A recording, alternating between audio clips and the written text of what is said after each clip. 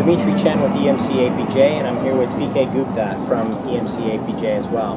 Hello. Today we're going to talk about Gen 4 architectures in the all-flash array world. We're going to make a comparison between XtremIO, Gen 4 architecture, and the city of Singapore. Starting with that, what I'd like to know, PK, is first, there's all different types of flash technology today. Thumb drives, phones, laptops that are all flash. Have you ever thought about the concept of an all-flash data center? Yes, if I can get performance at a scale, right economics, and customer experience. Okay, so let's talk about that.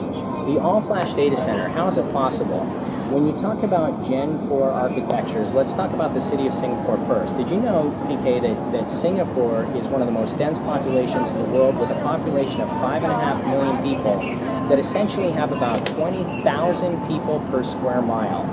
And I contrast that to the UK with about 650 people per square mile, and the United States, where I moved from, with about 85 people per square mile. So the ability to make something very small scale, very large, is really critical, right? So that's similar to what I'm about to talk to you about on advanced data services when it comes to Gen 4 architectures for all-flash arrays, of which XtremIO is able to do advanced deduplication, it's able to do compression, it's able to do thin provisioning, it's able to do snapshot management, and it's able to do encryption.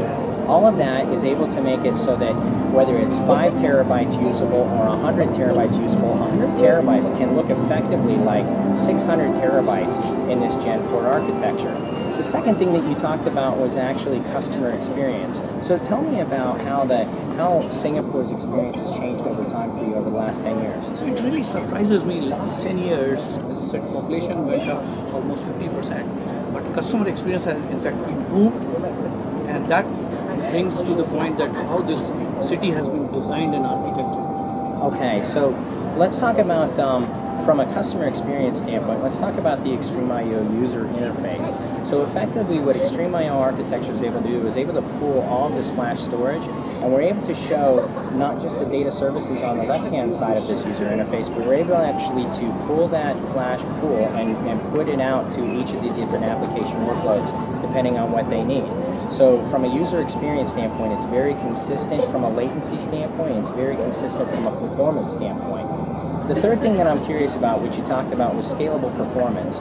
So let's talk about Changi Airport, which is the airport for Singapore.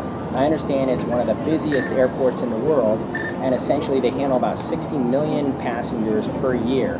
Now, is it true that you were able to get from the taxi onto your seat in less than 10 minutes? Oh yes, it's a consistent performance. That was a unique case, but because of the multi-channels at the immigration, at the security point, it's always consistent, less than 10 minutes from check-in to the seat. Okay, so the way that it's actually architected made a difference, and that's very similar to XtremIO.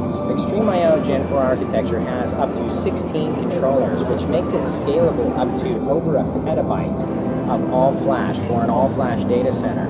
What that means is you don't have to do a trade-off between high performance and high scale.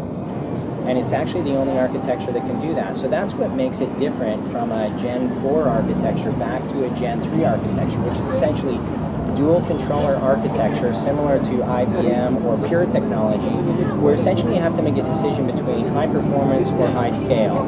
As you roll back to Gen 2 technologies like Dmitri, you essentially still have spinning disk in the background, but you put a bunch of flash on the front end to kind of mask that situation. And you go back to Gen 1 technology, which is taking drives, similar to the thumb drive that we showed, PK, and sliding it into drive slots to basically use a single workload. So at the end of the day, in order for it to be a Gen 4 architecture capable of scaling for an all-flash data center, you need massive scale with the right economics, and you need to be able to use these advanced data services without having the trade-off of performance. With that, would you like to buy one, PK? Can I have right now? Absolutely. Thank you. Okay, so PK, we are now Gen 4 certified. Who would you like to challenge? All my direct reports. All of your direct reports. I'd like to challenge all my direct reports as well. So consider yourself challenged. Go get Gen 4 certified. Thank you.